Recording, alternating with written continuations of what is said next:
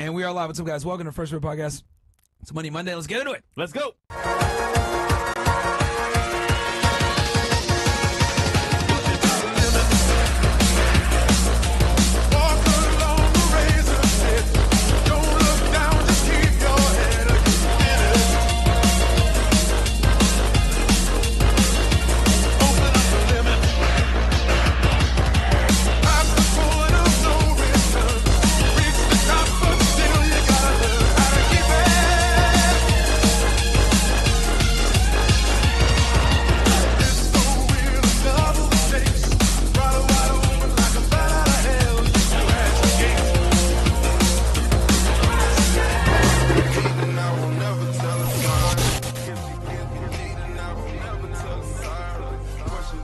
All right, we're back. What's up, guys? Welcome to the First Rip Podcast, man. It is Money Monday. We got the boys in the house. We got Charlie and Miguel. We're going to be talking about crypto. We're going to be talking about some new stuff with Trump and crypto. Yep. We're going to open up the phone lines, answer some questions for you guys. We're just going to have a very good Money Monday for you guys, man. As you guys know, with this YouTube channel, you know, now it's moving more towards a financial channel. If you guys want the after hours and everything else like that, that's going to be on Rumble and Kick only. But you know, I think we're dropping one short or one clip a day on here right now, and then we're also doing the streams once or twice a week on Mondays and Fridays. So you know, we're doing crypto twice. The crypto course is out right now. It's going to be closing, I think, on Friday Next week. We'll do it on Monday. Monday. So Okay. end of this week, beginning of next week. So we're going to give you guys a bunch of value, explain what's going on with the latest with the crypto, Donald Trump, the schedule, and then also answering questions with the phone lines. Open up the phone lines for you guys, and then we got woman propaganda on for tonight for After Hours with some girls. That's obviously going to be on Rumble and Kick only. So we got a good show, and I just got done doing the debrief here in a second ago. So We working, man. yeah, we're grinding, bro. Literally from that room just right over here, and now we're live again. So am I missing anything? That's pretty much it. All right, Fellas, there's been talks around the world what Trump is doing for crypto. He's hoarding it, taking all the Bitcoin. What's happening? And add to that, they're saying it's bad for the economy. What do you guys say about that? I mean, it's great for the economy. It's great for the U.S. dollar. Everything Trump is doing is basically to protect and extend the life of the dollar. At some point in time, the dollar is either going to transform into something brand new, just fully crypto, or we're just going to make some new currency that's going to be backed by basically our treasury of cryptocurrency assets, you know, real estate and everything else as well. You know, like Trump, they passed a Genius Act with stable coins, and this is what we started getting the finance minister of Russia basically calling out the United States, like, you guys don't understand what the United States is doing. They're basically going to dump all their debt on the world. Yes, Which correct. is why they don't like it.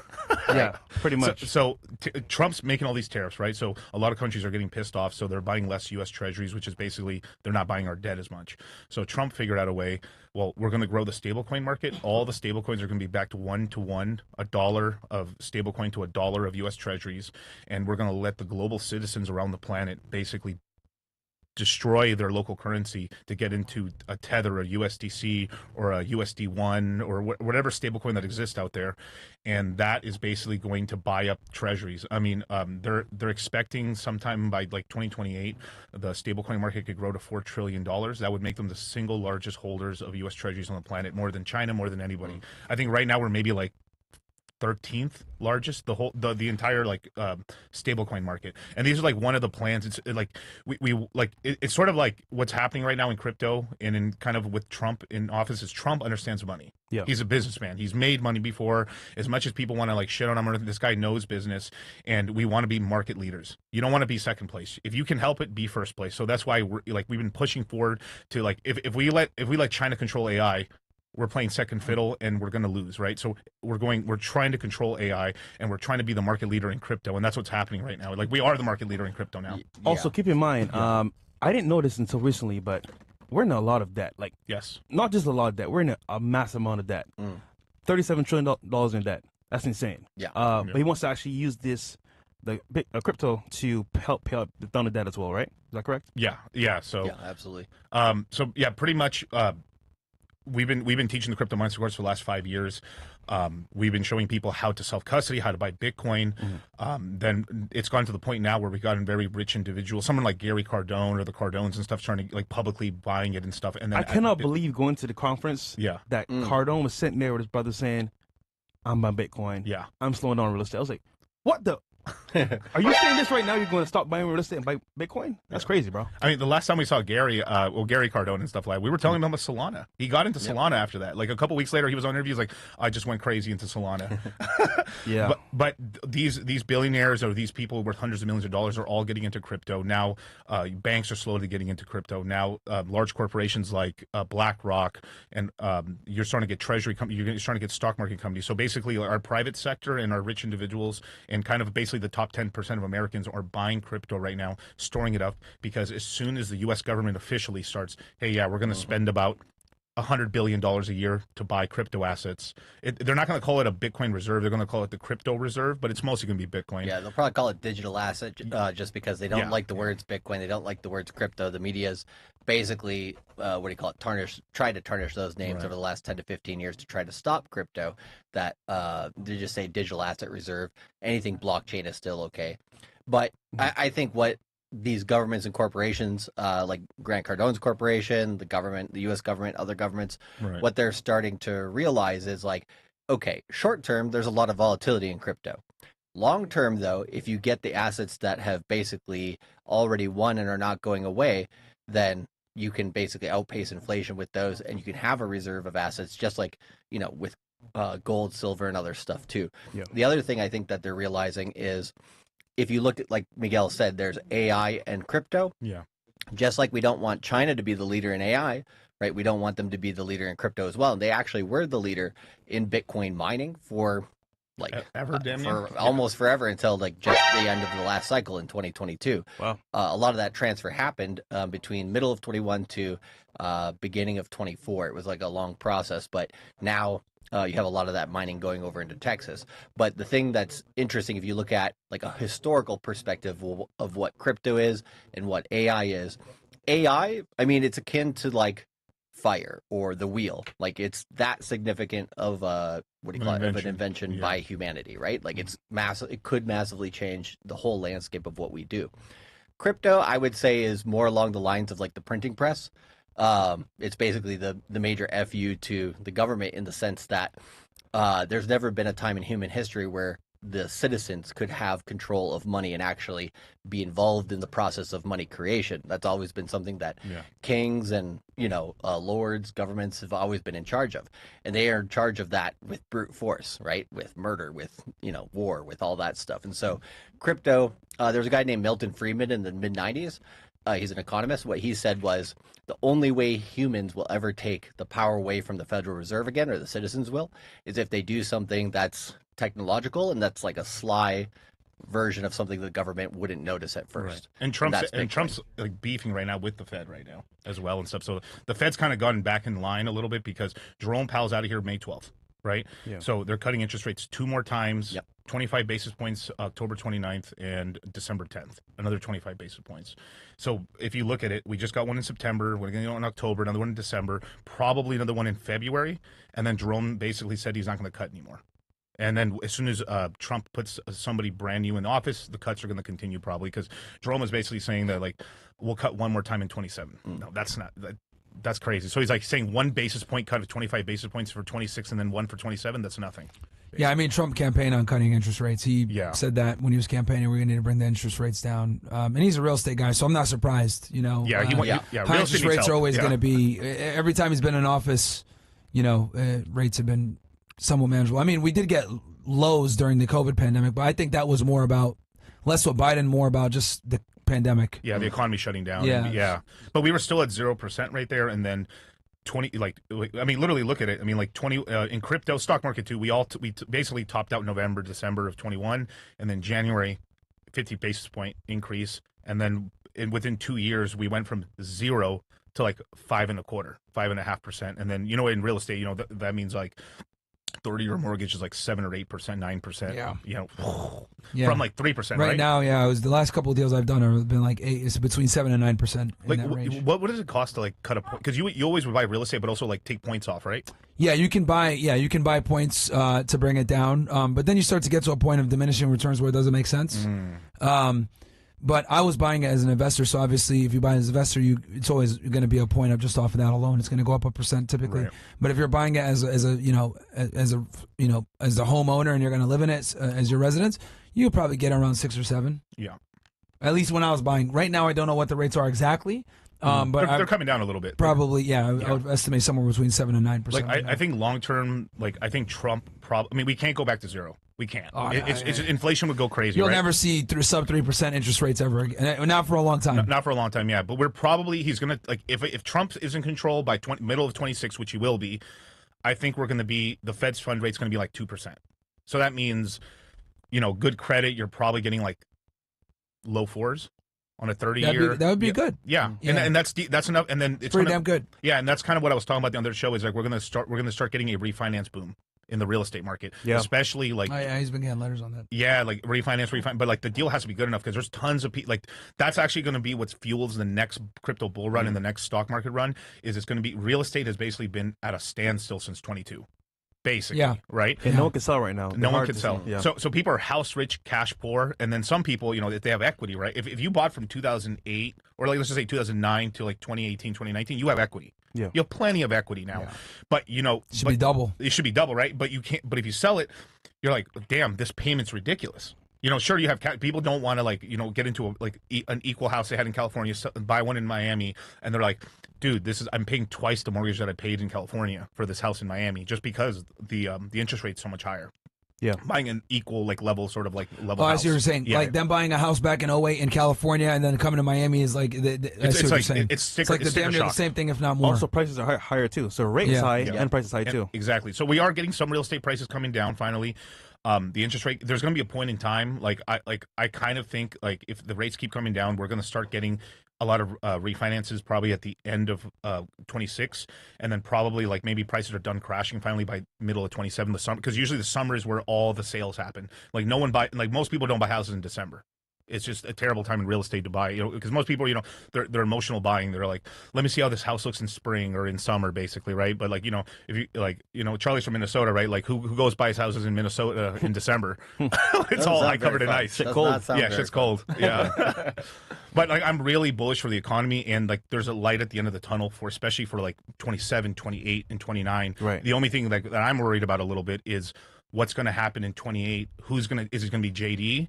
Or is it going to be is it somebody from the left? That's where I get I'm a little I don't know. I mean, obviously, the Dems steal money and they pump the markets, of course, on the stock market side, but they could spend the whole next 4 years trying to just take back whatever he did. And that's why the number one most important thing in my mind of what they should actually set in stone in terms of law of what they've passed for executive orders and different things related to crypto is the anti-CBDC Act. Right. Basically, Trump signed an executive order saying during my term there will not be a central bank digital currency being created in the United States. Yeah. Right. And that's only an executive order. So if let's say the Democrats came in and said, well, screw that, Europe actually, between basically 2026 to I would say 31, somewhere within there, the EU is going to get a central bank digital currency. Israel's probably going to get one. The same company is making it, basically. Not surprised they get one. We had them in a webinar actually in the spring. The company that's made help to support. Can Ethereum. you explain to the audience real quick what a central bank digital currency is?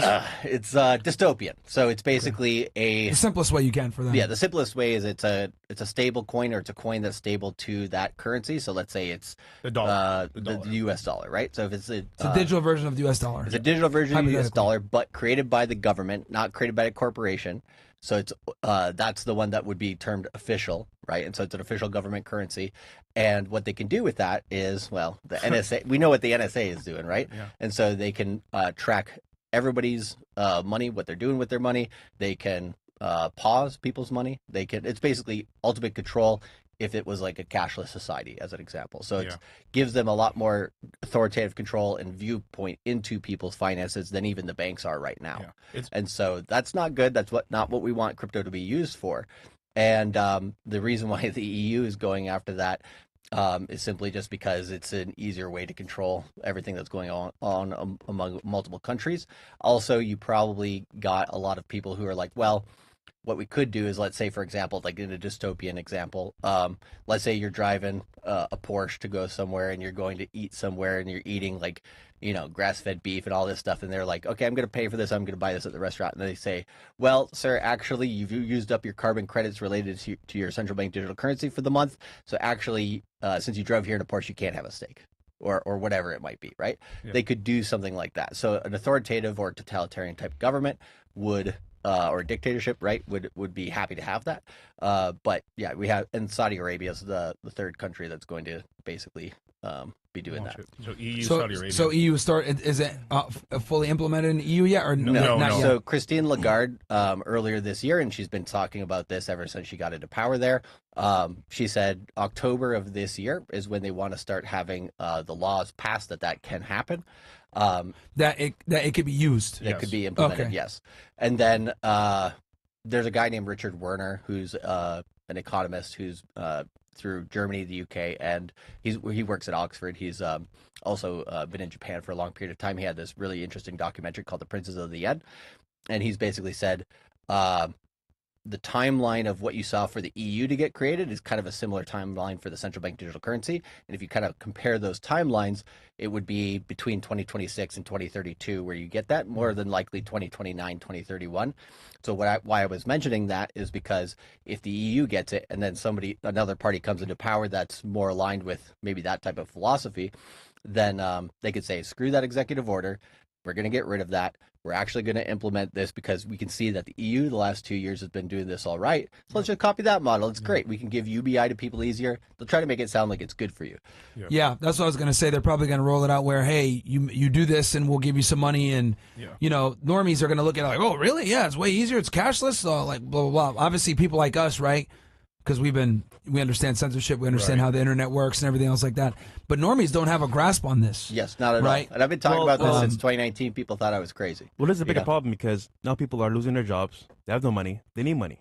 Yeah. So you offer them stimulus check every month. Welfare. Just hop on this. Like welfare and all these government services, eventually they'll make you download an app. That's how they're going to force it to happen, especially in those countries, is you have to download the government app. That's how you're going to get your WIC. That's how you're going to get your welfare. That's how you're going to get your, basically your subsidies or maybe like pay from the government. And that's how they're going to start onboarding people into this. And the reason it's so bad is because it's mixing the NSA with Palantir. They're going to look at all your data, and as soon, just like we're going to demonetize you. Done, and they can turn you off.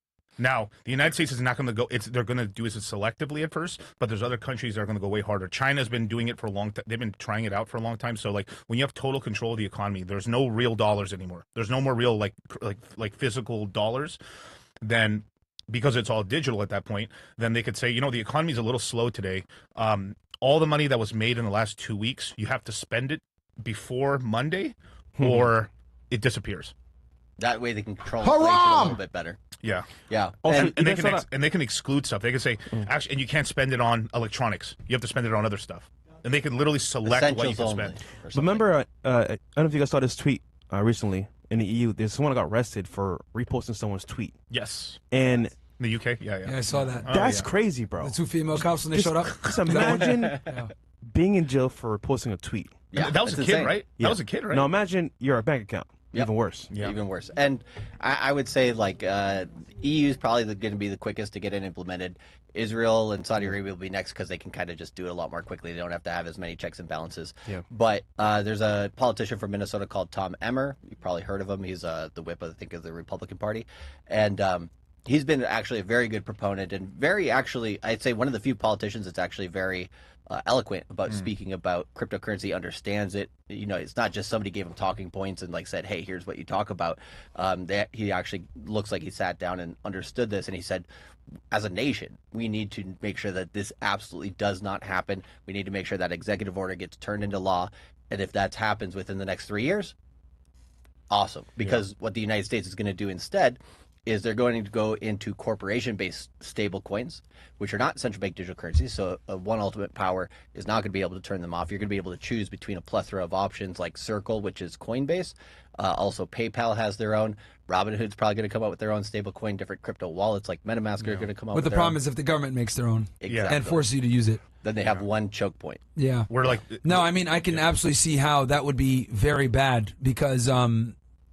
the levers of control begin. So, because here's the thing, I see where you guys are saying, like, because some people might say, oh, well, who cares? Like, allow it for people that want to use it. Well, the problem is that obviously a lot of people aren't going to want to use it. Right. And then they're going to, oh, we need more people to sign up. And then they're going to find ways to force people in. Yeah, it's 1984. It's the beginning of stuff like that, you know. So you don't even want it to come in, even as a choice you think is bad. No, no. I agree. The choice is stable coins, right? That's perfectly fine. Right. USD Tether, for example. Tether, Circle, USDC, PayPal USD. Which is directly tied to a currency, a government currency already. Yeah, right? it's a corporate. So the way that Tether does it, right?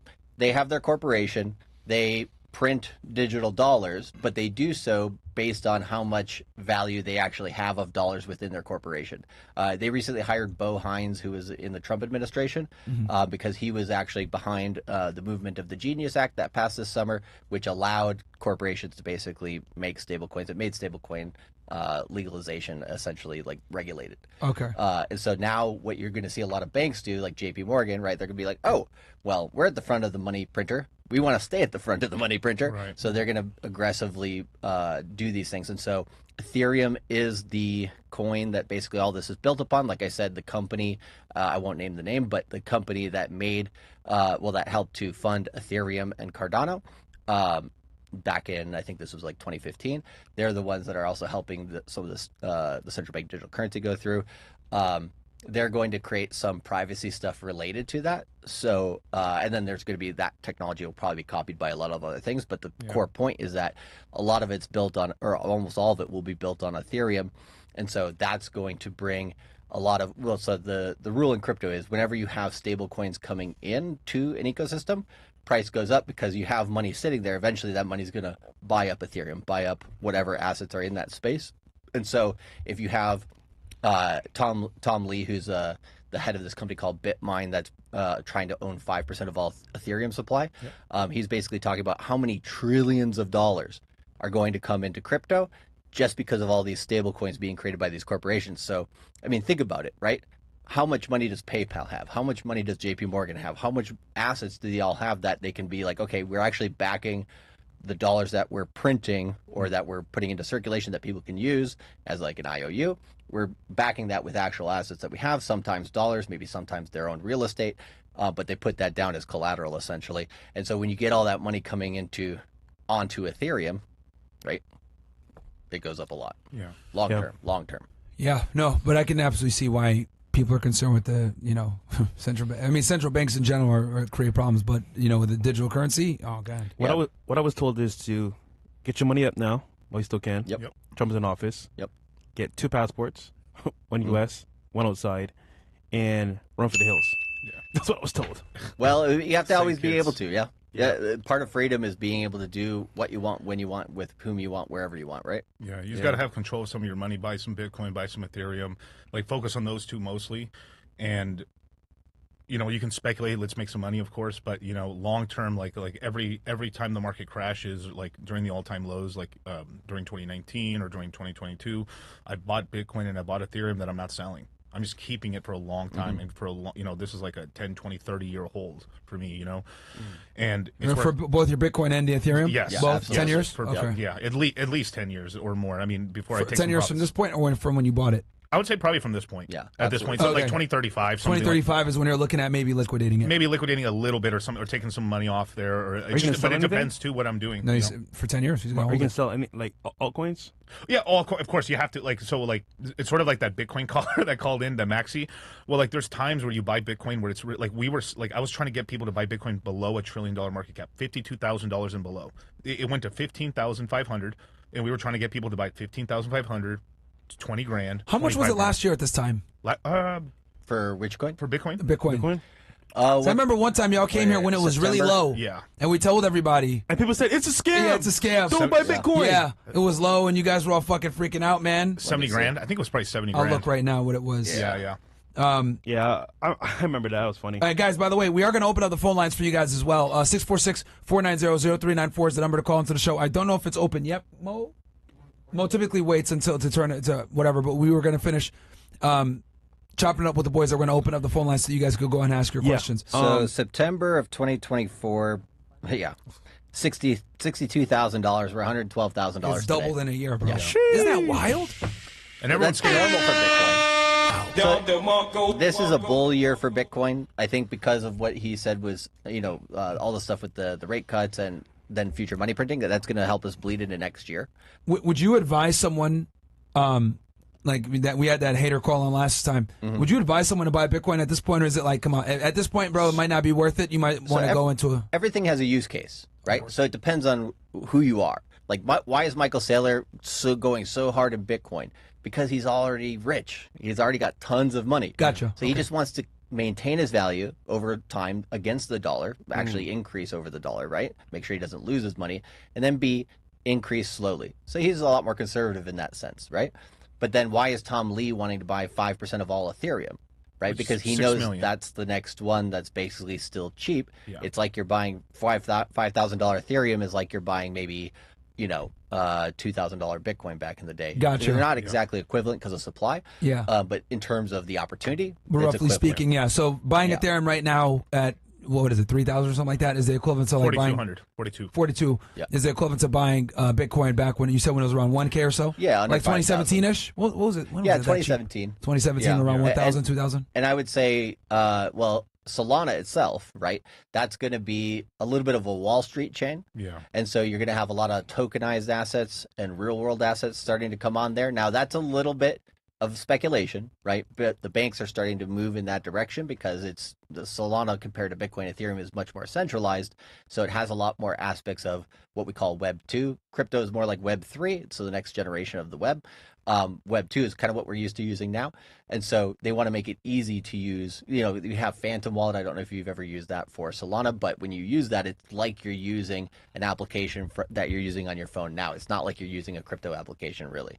Yeah. And so because of the ease of use and because Solana is sticking around, a lot of the banks are buying into that and starting to build on that. Now, we have to see one more 4 to 5 year move of Solana building there through the banks, and then if that happens, then Solana is going to basically get crystallized as like your number 3 cryptocurrency that's going to stick around long term. A lot of people in crypto probably don't like that, but it's Wall Street money. Yeah. Have you heard of the All In podcast? Yes. They're attached to the. Who owns it?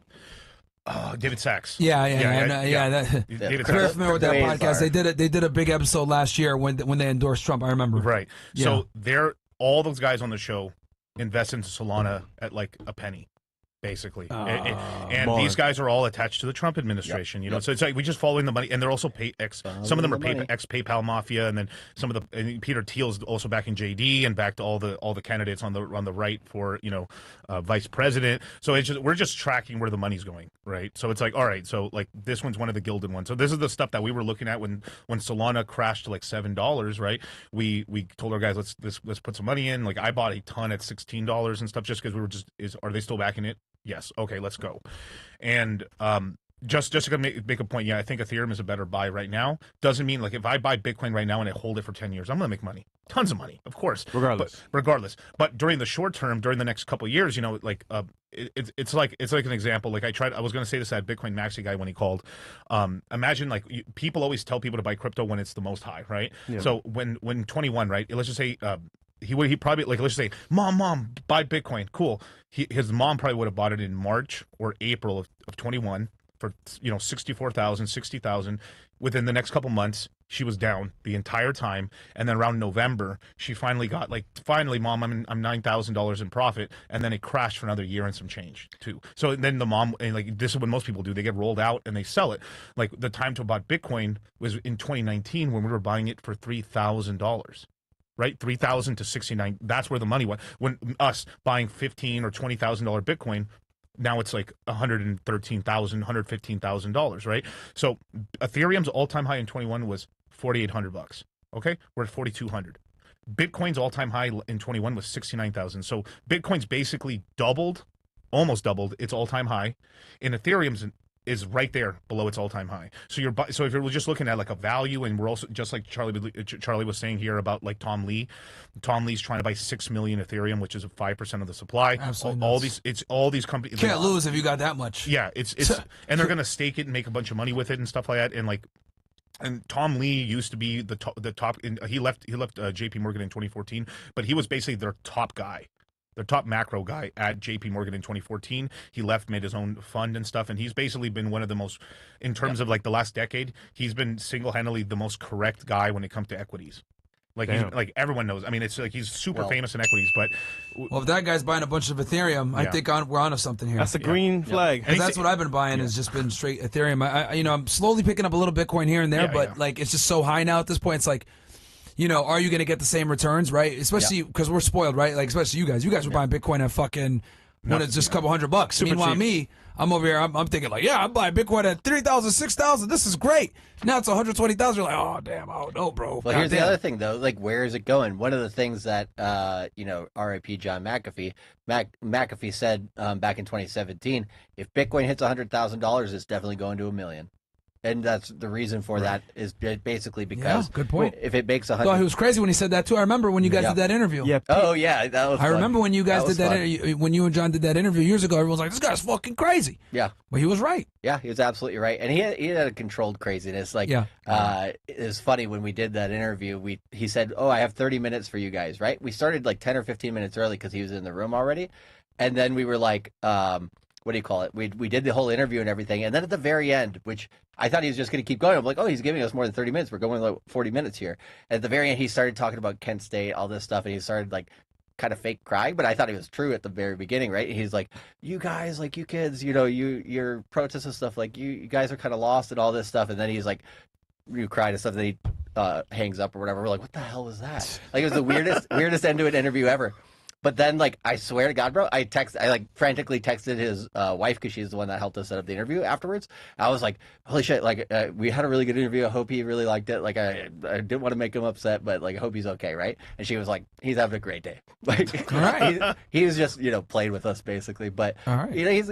He's controlled chaos is what I want to say there with John McAfee. But anyways, that $100,000, once you hit that six figures, you're going to make $1 million because did he predict it was going to hit 100,000 back then? Yeah. Okay. He also predicted. Well, you've been predicting too it was going to hit 100,000. Yeah. I mean, Charlie, you've been telling me for years it's going to hit 100,000, and it came true. People thought I was crazy in 2019 when I said Bitcoin is going to go towards 100,000. People thought I was crazy when central bank digital currencies are going to come out. I did a web series called Digital Currency Wars. I talked You're vindicated, bro. Yep. I mean, it's and like all the stuff that we're talking about here, it's starting to happen. And like you said with Tom Lee buying a lot of stuff. So if you look at Pantera Capital, they were the earliest fund on DeFi. Yep. They bought $1 billion of Solana because they know that's where Wall Street's going. Once the bank started buying, it was over. Yeah. Once they started making ETFs and they started buying, and Goldman Sachs, all these guys started getting into cryptocurrency. They did it secretly, of course. Yeah, of course. They didn't make it. You had to go digging in the Wall Street Journal or newspapers to find it, but they were doing it.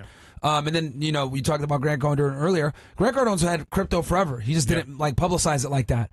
But he's always had a bunch of Bitcoin. But obviously, since he's a real estate investor, right, and that's what he does, and his whole thing is collecting money from people to do real estate deals, it'd be counterproductive to be like, go buy Bitcoin. Yep. But he has. And his brother, Gary Cardone, huge into crypto. Yes, huge. He's like the crypto guy. He's a crypto guy. He's not a real estate. I don't know if his brother, I don't know if his brother has. You know what's shocking though? Real estate, just to add to your point. Yeah. At the Bitcoin conference, there were so many athletes there. Oh yeah. And celebrities. Hold on a second here. This is a celebrity function, and they're like, you know what? How do I get into Bitcoin? Yep. One of them hit up Rumble CEO for a deal, but it's funny because they're all trying to get into Bitcoin one way or another. You know why? Basically, one of the reasons why that we found, at least with sports players that we've seen, a lot of the ones that come to us initially, they're like the guys who only have a few years in the league. Oh, and they get some money, but they're like, how do I keep this? How do I grow it? How do I not end up like Latrell Sprewell and be like, I have $100 million. Was he broke now? Well, he had a $100 million contract when he was with the Timberwolves or something like that, and he was like, that's not enough money. I need to feed my kids. It's like, bro, like what are you spending? But there used to be a statistic that Latrell Sprewell is hilarious, but he was very good with Kevin Garnett and Sam Cassell back in the day. Yeah, of course. But like, what do you call it?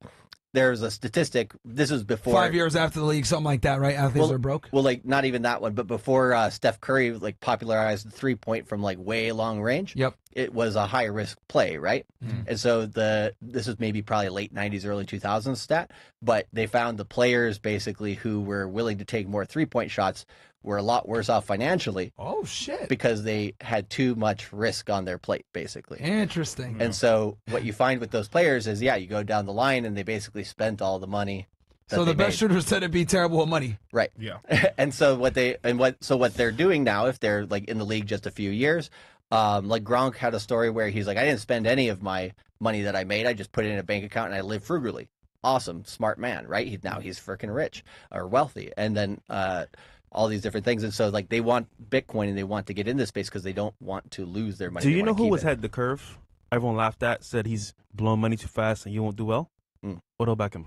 Oh, Bitcoin yeah. way back in the day. Yeah. He actually took a salary in Bitcoin. Yeah. Yeah, he was Smart. like, pay me in Bitcoin, and he got it. He did that for like 4 or 5 years. Yeah. And he actually put out a tweet when Bitcoin hit a new all-time high this cycle. He's like, haha, what are you calling me now, motherfuckers? Because everybody called him stupid when he was doing did, it. I It was remember. a smart move. There's also a was with lineman. him.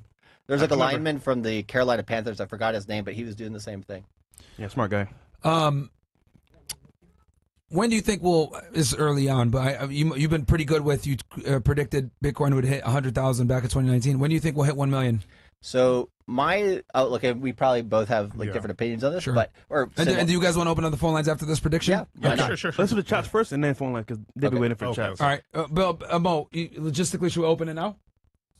Open it up. Just open it up. So that way we don't get distracted with the noise and shit like that. And then we'll have them give their predictions, read chats, and then we'll open up the phone lines so you guys can have time to cycle in and shit like that. As you guys know, the rules are the same. 646-490-0394. Put the last 4 digits of your number, and you get to cut the line. Get to have a good discussion. Open Q&A, guys, on anything financial. We're going to try to focus more on cryptocurrency. We got 2 experts here for you guys. So, get your questions in. Course, we haven't even plugged it yet. It's live right now, guys, for the Crypto Mindset course for quarter 4. It closes on Monday, but get in while you guys can. And, they're still keeping it at the same price point, $9.97, which is fantastic. And With most of the inflation, people we that come probably should in, increase all it. of our guys make money. I'm not going to hold you, bro. All y'all make that money back. I would have raised the price. So y'all niggas. Yeah, by I would've raised the price, dog. inflation-wise, we probably should have. You know what I mean? But we want to make it affordable. You guys have been for literally people. you have the same price point for like 4 years now. So Yeah, we want to make it affordable for people. But to answer your question, right, for when does Bitcoin hit $1 million? So there's a lot of different things that you can do to try to like guess exactly when it's going to happen and stuff like this.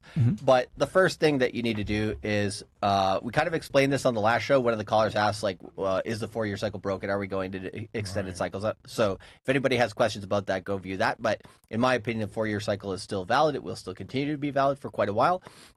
It's not only just because of Bitcoin's supply shock with the halving, but it's also due to basically global liquidity cycles. That's really one of the reasons that's pushing that. But so if you go by that, you got 2029 as candidates for the top of the cycle, right? 2029, 2033, 2037, 2041. These are the candidate years of it hitting $1 million. Exactly. Yes. By 2029. 2033, 37, 41. 4 years apart every single one. Gotcha. Okay. 4 years from now is Cycle. 2029, right? If it hit $1 million in 2029, I would be shocked. Yes. It would be amazing, right? take it, I think though. we could I'll get. take it, though. I'll take it all. Right? Send it. That'd be amazing. But I think that's pretty highly unlikely. I think we get into the multiple hundreds of thousands. Very 400, 600, Yeah. somewhere in there. Yeah. very comfortably, very comfortably, and that just kind of is what people get used to, and then they're like, okay, well, now that it's like comfortably, let's say like $300,000 in 2030 or something, okay, well, that's only a 3x to get to $1 million. This is very possible, right? And then when you get to 2033, that's your first realistic candidate, in my opinion. Maybe 2032, you can argue, where you could get Bitcoin hitting $1 million. 2037, I think it's probably inevitable by that point, so that's within 12 years. And if it's slower than what we expect, for some reason something happens and there's like a tripping point or something, then 2041 at absolute latest, in my opinion. That's Wow. pretty late in my head, though. Yeah, it is pretty late. Yeah, so it's possible in 29, but so it just depends. Like, so yeah, the farther we get along, right? Is the United States going to be in more debt? Is the world going to have So more within debt? 15 years. Yeah. Yes. Within 15 years for sure. Yeah. It seems it's For going to be sure. it's going to be $1 million asset. Wow. And actually, CZ from Binance, right? He had said recently. He said if you have 0.1 Bitcoin, that will be the cost of an average house in the 2030s, basically. So what if 10% of a Bitcoin. 10% right, of it. 10% of a Bitcoin. So if you think your average house is like $500,000, that's $5 million Bitcoin. So that's $13,000 right now. Wow. If you buy $13,000 of Bitcoin in 10, 15 years, you could probably buy a house at the end of the 2030s. That's how much it goes. Because once it goes exponential, once the governments are actually like printing money to buy Bitcoin, the numbers are going to start going crazy. Yeah, you know, it's interesting because like if you have like if you got like a whole Bitcoin right now, it's like, chilling. dude, hold on to that thing forever, as much as you can. And Absolutely. if you hold it long enough, you can literally, but depending on when you bought in, you could take a part of it, buy a house cash, live in it, and then boom, like a majority of your spending, because most people spend most of their money on housing and then a car, right? If I'm not mistaken, the two biggest things. You get one thing taken care of. Could you imagine not paying a mortgage or rent? Yep. Well, and what people are also going to do now, Owning it outright? yeah, That's the best. what people are going to be able to do now too, because banks are getting so heavily involved with digital assets and crypto because they have to, right?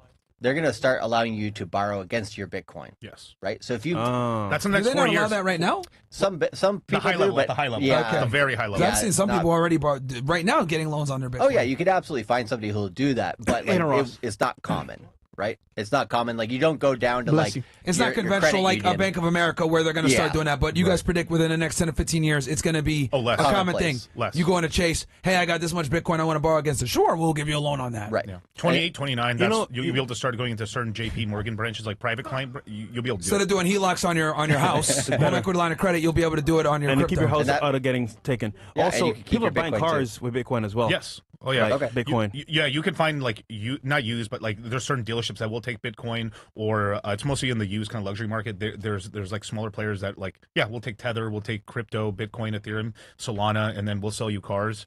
That's going to become much more in the next 4 years. Like 28, 29 is where you're going to start seeing this a lot. But you'll be able to come into it. So like, as an example, if you let's just say if depending on the branch of like JP Morgan or some of these big banks, you could come in as long as you can show proof that you bought it and stuff.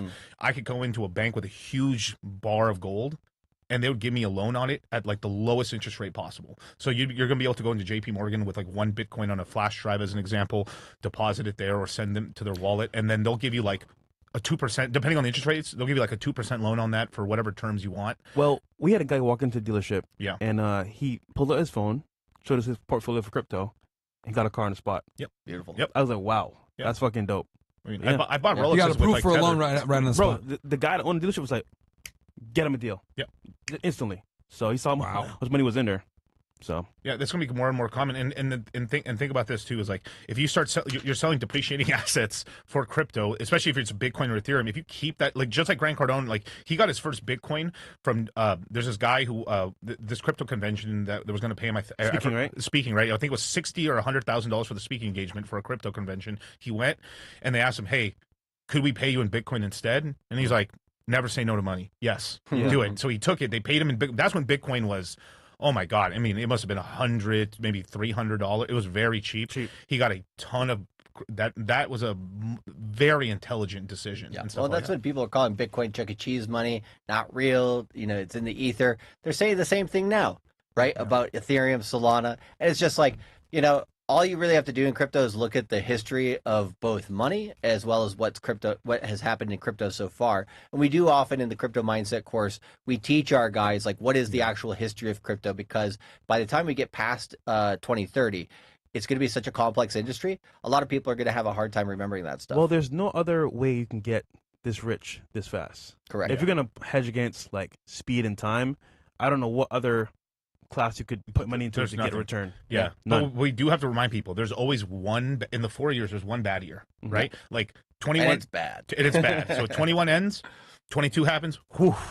You know, most cryptos 0 or they're down 95%, and you know, Bitcoin, Ethereum are maybe down 75%. Then it recovers, and then we're back on the grind, basically to go back up and hit new all-time highs, right? So it's just people have to remember that bad year. This is what it's also kind of cool for us because people start saying it's a scam. Thank you, because we get to buy all these coins cheap, Buy and then low. sell high. I mean, that's what it is. But we do keep crypto for the long term. So let's do some chats Yeah, in the phone let's lines. go. If you guys don't Let's mind. go. Yeah, phone lines are open right now. 646-490-0934 if you guys want to call in. 0394. Put the last 4 digits of your number to cut the line. Mo's got you guys up in the queue right now. What do we got here? Well, comedy skit. Okay, here we go. And we got woman propaganda coming in for tonight, guys. It's going to be a good show. Don't speak Muslim, so boosted 2025. Okay, appreciate that. I can't pull out. Yarmine, I started my consult with you March 2021. I got in the course with Miguel and Charlie. Despite being buying the top, I held, and I'm up now. This will be my 5th course. FNF. Shout out Crypto Cam. Mindset course. Let's go. Shout out to you. Come on. Come to for. Shout out to you, bro. Shout out to Cam. Shout out to you, bro. Glad that you're still killing it. Here's a little example. A few days before the dip, and now they up another 250K ETH. Yep. So Yep. these That's are a the largest good companies. chart. These are the largest companies who are These are treasury companies and entities within Ethereum that have been adding to their supply. So that's Tom Lee's. Yeah, so BitMine right there, that 2.1 million ETH, that's Tom Lee's, right? Sharplink Gaming, that's Joseph Lubin, who is the head of MetaMask and Consensus. And then there's the Ethereum Foundation. Then there's this little thing called Pulse Chain right next to Coinbase. You know what's hilarious about this? This is actual verifiable data, right? And what you'll see most people in crypto do, especially the Ethereum maxis, they will take this list and they'll want to show it because it's really good and useful information, but then they will white out the Pulse Chain, and a couple of the other ones down there as well. And a couple of the other ones because competition. People people that are not in their sphere of social influence, their tribe, right? So it's one of these things where it's like it's just funny for me to watch this because people in crypto, sometimes they do fight against each other a little too much. And it's like, right now, like back before 2020 or from 2021 and before, this tribalism actually did help the projects because they were competing to kind of see like who can kind of create the best tech stack and build on top of that. Now that we have most of that, it's actually more beneficial to have the collaboration. Charles Hodgkinson of Cardano actually has mentioned this quite a lot in crypto. If you see projects that actually work together, you can bridge liquidity between projects. Now, the risk for that is they think, okay, if liquidity goes over there, it'll never come back. But at the end of the day, if you have more usefulness, more utility between these different chains, they're going to use more and more money will come in. Can you pull that list up again one more time? Just because I want to say something. I just think it's better overall if crypto companies start working together more. So BitMine is trying to get. So they have 2.1 million Ethereum. They're trying to add another 4 million. They want 6 million total. That's 5% of the supply. They will do it. Sharplink is also adding crazy, and we're just going to soon enough start getting certain other Wall Street companies that are converting themselves over into treasury companies for Ethereum. This is why we're really bullish on Ethereum and just Bitcoin too. But Bitcoin started this. Bitcoin was the first one to do this, and look what the Bitcoin supply did. Like I said, it's a printing press. This is why this is another reason I was telling that Bitcoin maxi that called on the last show. Well, it's like, you're allowing Tom Lee, this VC, to buy up all the Ethereum. This bullshit. This is why Ethereum's a scam. But it's okay. It's okay for Michael Saylor has 3% of all Bitcoin, right? Right. But it's okay for Saylor to do it, right? Yep. It's okay for these other entities to do it. That's okay. When it's this is my main problem. This is what we teach our guys, not to become these maximalists, because it's basically, if you're not buying my religion, you're not buying my team. You're against me. You're drinking 13 beers with me or against me.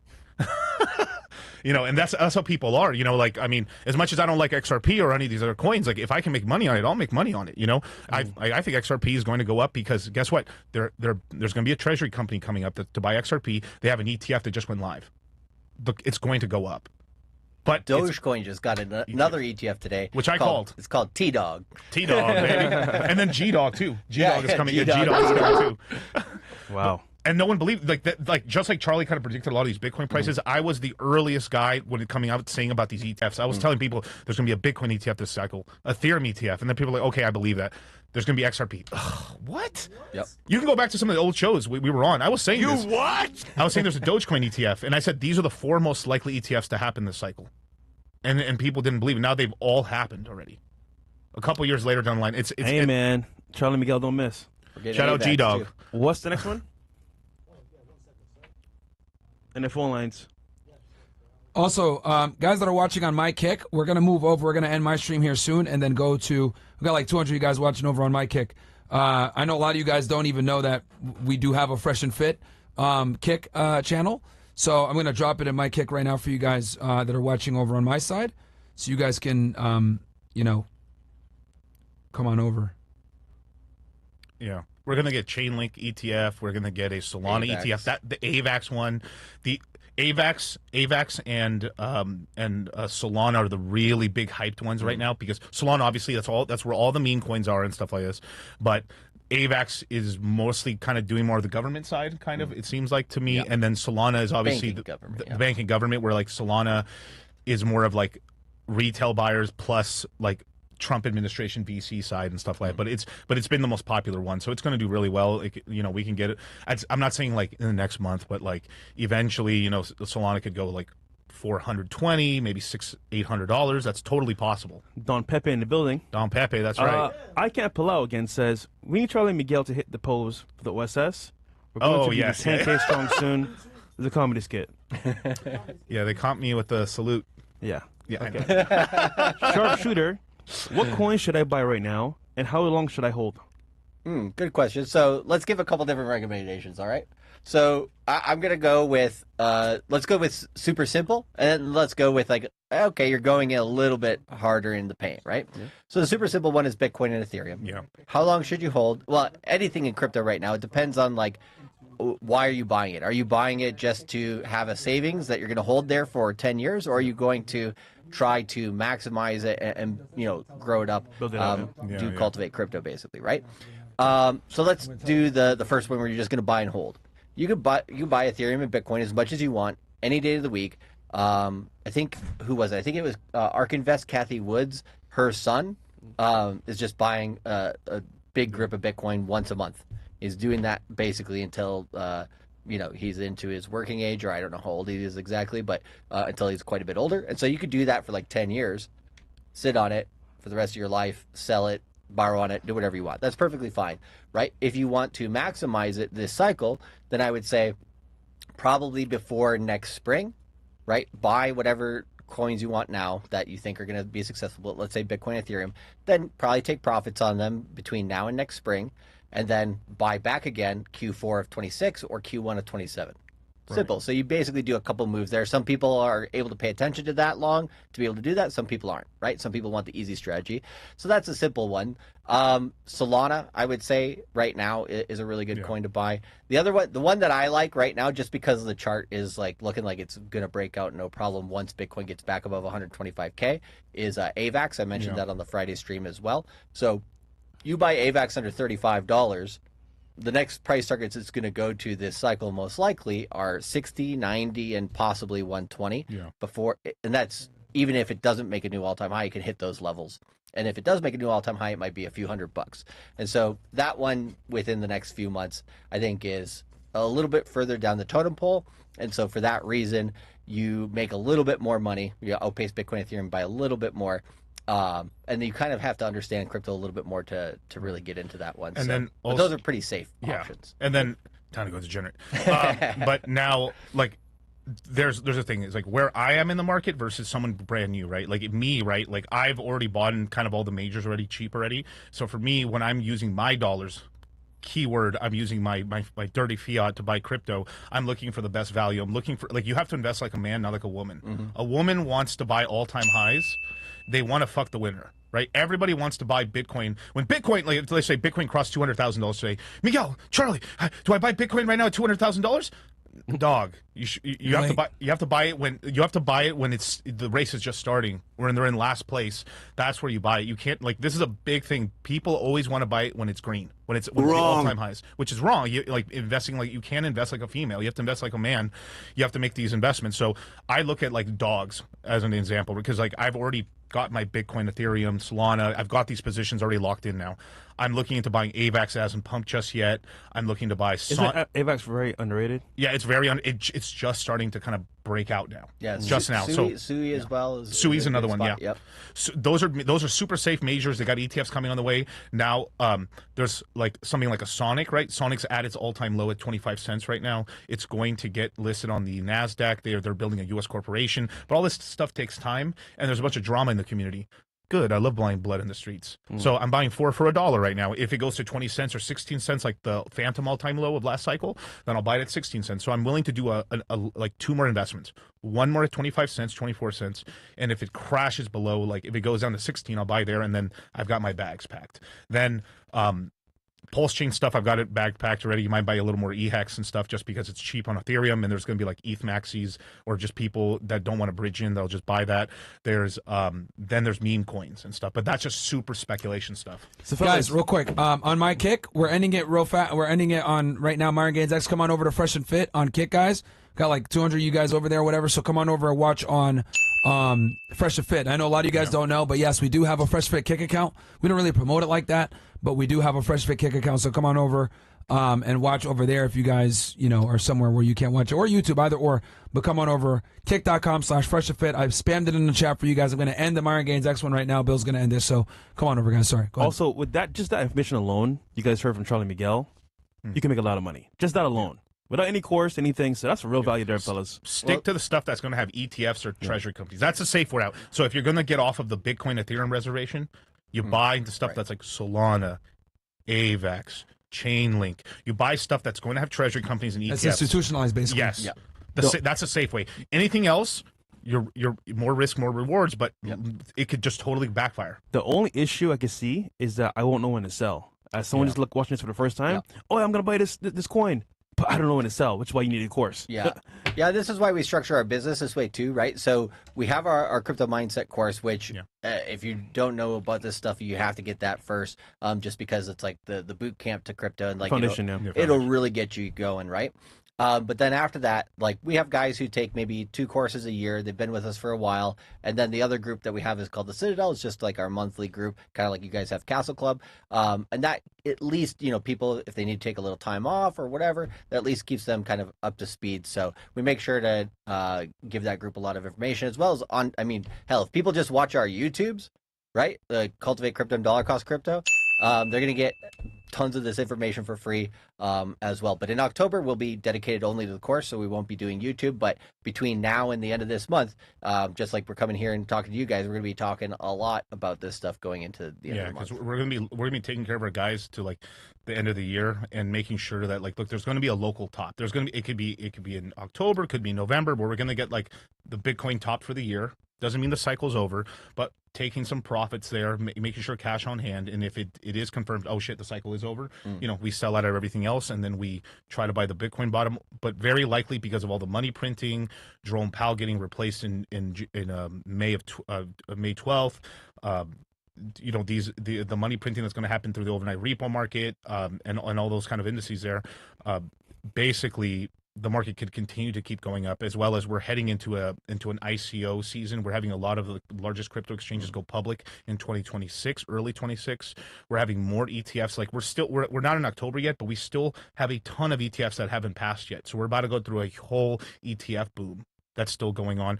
And on top of that, we have a lot of companies that want to do treasuries. That means convert over them, or like either add crypto to the treasury of like their main company, or become like a company that only buys one crypto. It's happening even for Litecoin, believe it or not. There's like $100 million company from Charlie Lee that's going to be buying $100 million of Litecoin. Another, I think today there was announced. So we have a company that's buying $1 billion of AVAX. Another one just got announced today of another $500 million of AVAX that's going to be purchased. So now there's like $1.5 billion of buying pressure for what? For AVAX now.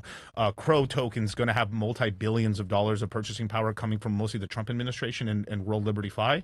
So the Crow token's at 22 cents right now too. So that's a decent token to buy. So you just try to look if there's new coins coming out. Actually, Bitfinex is coming out with a coin in the next 1 week, called Plasma, which is going to be a brand new layer 1. And if Bitfinex is doing something, right, it's something to pay attention to. They're going to try to eat a little bit of lunch from Tron's plate. Tron. Yeah, we got all sorts of stuff always happening. Brand new Cardano will do well as well every quarter. Cardano's going to have an ETF too. We got any more? 646-490-0394. Put your last 4, donate with the last 4 and cut the line. Let's hit the phone lines because we haven't talked to anybody yet. And it's already 10 o'clock.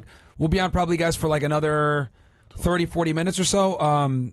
Woman Propaganda is going to be here in a little bit. We're going to have an after hours with him. It's going to be entertaining. It's going to be only on Rumble and Kick and, X and everything else like that. So make sure to tune in there. Dion. We no longer do after hours. I know you guys are probably, Myron, where's all the after hours? It's all on Kick and Rumble only, guys. Also Twitter, but we cut those streams and we go to only Rumble and Kick at the end. So who's up next? Or sorry, the phone lines. Phone lines. Yeah. Yes. All right. Who is it? Let's get him on. And then, tell us where your name and where you're calling in from and how old you are. All right. 1448. You're up. 1448. Shout out to Three Diglets. I'm sorry, the phone. Hey, can you hear us, bro? Who is it? Yeah, hello? Get him on. Yeah, okay. Yo, we can hear ourselves in the back. Just mute the phone or TV or whatever you're listening to. Yeah, my name's Giovanni. I'm 22 years old. I'm calling in from Florida. Oh, what's your name? Giovanni. Giovanni? Okay, Giovanni 20 from Florida. All right, cool. What's your question? Yes, my question is about the course. I just yesterday paid for it, and I went on Telegram and I put in my information, but I didn't get any response back to know if I'm officially in the course or not. Yep. So the process for that is basically when you buy the course within 24 hours, you should get an email that's from us, support at cultivatecrypto.com or Charlie at cultivatecrypto.com. So double check your spam and promotions inbox in your email, because sometimes it gets filtered out into there in some email services. If it's not in there, then just send us an email, support at cultivatecrypto.com. Say, hey, I paid. Here's you usually get a receipt from PayPal, Stripe, or whatever service you bought it from. Give us that and say, hey, I haven't received this yet, and then you'll get the Telegram link there. We have basically what do you call it, one of our assistants on it, so he's working hard every day, so he'll get that as soon as you get that to him. But awesome. Yeah, once you're in there, then you'll have access to the whole chat, and you'll be able to prepare for everything. We already have some resource links pinned at the top of that chat that tell you like stuff about wallets and different ways to custody coins and all that stuff. Yeah, and I'd download Twitter if you don't have it already, because we're gonna give you guys like ways to research on Twitter and Instagram and stuff like that for crypto. But we'll teach you in the course. Threedigletts. Aside from XRP, AVAX is the best buy right now. That's for everything in Telegram? Oh. Say it again? Everything is going to be in Telegram? Yeah, everything's going to be in Telegram. You're going to get a link to the regular chat, and another one's called the links chat, which is going to give you like all the official videos and like official announcements. And then every day you should just check the top of the Telegram chat, because we'll pin some information, a stream, or basically the schedule, because we have the schedule up already. All right, perfect. Thank you, guys. No problem, brother. Should we pull up the schedule on screen real quick for them? Yeah, we should actually. Mo, you can pull it up real fast. We can read the chat while Mo pulls it up. But so, Diglett, shout out to you for supporting the show, brother. Aside from XRP, AVAX is the best buy right now. Their subnets is why companies want to get involved with them. FIFA built FIFA Collect on their blockchain with the World Cup coming up in 2026. Food for thought. Yeah, good shit, actually. The technology on AVAX is incredible. Like, we've been in it since last year. Since the last cycle. We had a lot of video game companies jump in and use subnets, and they worked flawlessly. Basically, you could have a coin that isn't an L1. Just move over, create a subnet on AVAX, and then basically you like their meme token, or I'm surprised more memes don't do this actually.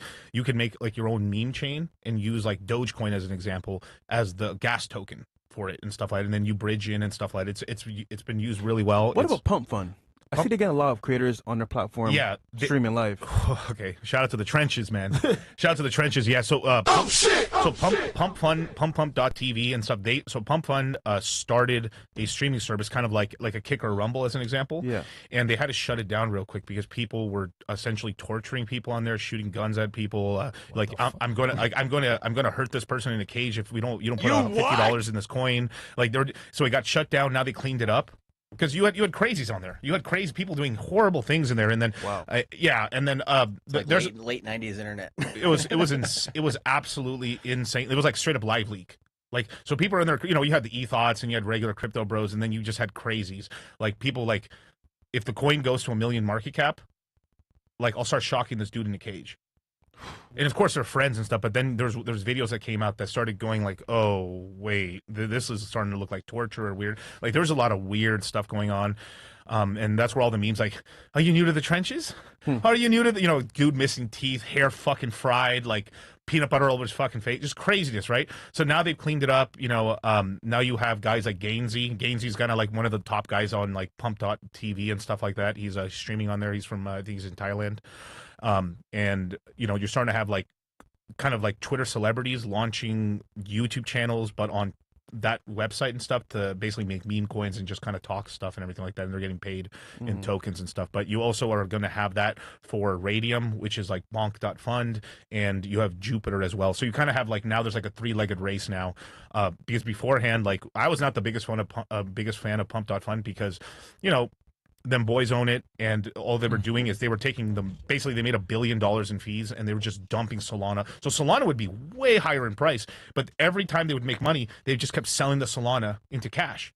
You can literally see it. Like they would just send money to Binance or Coinbase or Kraken, and they were just consistently dumping Solana the whole way up. So Solana could have very easily been $100 higher if you didn't have these guys just consistently dumping Solana the entire time. Wow. But we wouldn't have had the meme coin run without them either. So it's kind of like, but usually if you're a crypto company, you sell, like, you could have taken $100 million and have that for your treasury, but instead they took almost like 800 to like $1 billion of funds. And now, like, because there's competition now through Radium, Bunk Fund, and like Jupiter, they just did $100 million buyback on their token, which doubled the price.